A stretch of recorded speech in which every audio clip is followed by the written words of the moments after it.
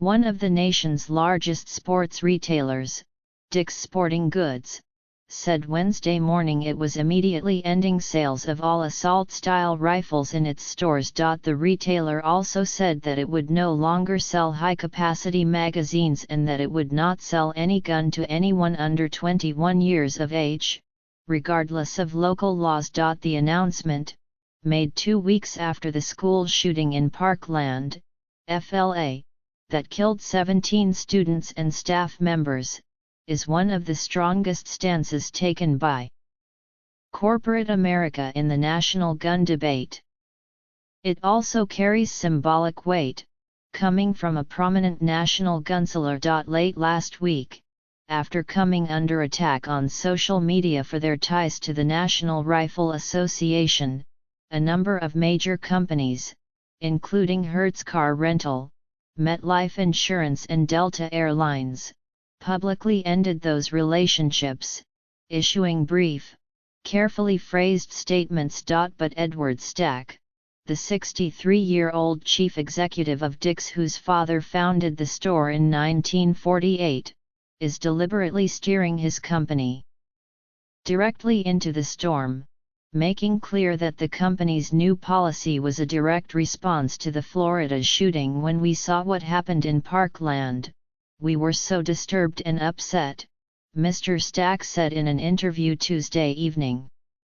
We love these kids and their rallying cry, "Enough is enough." It got to us. He added, "We're going to take a stand and step up and tell people our view and, hopefully, bring people along into the conversation." Mr. Stack said he hoped that conversation would include politicians. As part of its stance, Dick's is calling on elected officials to enact what it called common-sense gun reform by passing laws to raise the minimum age to purchase guns to 21, to ban assault-type weapons and so-called bump stocks, and to conduct broader universal background checks that include mental health information and previous interactions with law enforcement. Mr. Stack said the retailer began scouring its purchase records shortly after the identity of the suspected Parkland shooter, Nicholas Cruz, became known. The company soon discovered it had legally sold a gun to Mr. Cruz in November, though it was not the gun or type of gun used in the school shooting. But it came to us that we could have been a part of this story, he said. We said, "We don't want to be a part of this any longer," said Mr. Stack. That decision raised rounds of discussions with top executives inside the company as well as the directors, all of whom backed the decision to take a stance, said Mr. Stack. As of Wednesday morning, the company said all AR-15s and other semi-automatic rifles would be removed from its stores and websites. Mr. Stack said Dick's remained a staunch supporter of the Second Amendment and will continue to sell a variety of sport and hunting firearms. Although he has never been a member of the NRA, Mr. Stack said he is, in fact, a gun owner and enjoys trap shooting clay targets. But when it comes to selling guns to individuals under 21 years of age or stocking assault-style rifles, Mr. Stack said his company was done.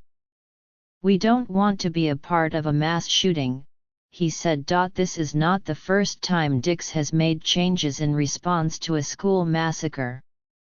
In 2012, after the shooting at Sandy Hook Elementary School, Dick's removed assault-style rifles from its main retail stores. But a few months later, the company began carrying the firearms at its outdoor and hunting retail chain, Field and Stream. This time, Mr. Stack said, the changes will be permanent. Dick's planned to inform its employees of the new policy in an internal note Wednesday morning, shortly after Mr. Stack appeared on Good Morning America to discuss the decision. Dick's is not the first retailer to stop selling the semi-automatic guns. In 2015, Walmart said that it would no longer sell high-powered rifles in its stores in the United States. But Walmart sidestepped any controversy involving gun politics, attributing its decision to lower customer demand for the military-style rifles. It is unclear what financial impact the decision will have on Dick's business.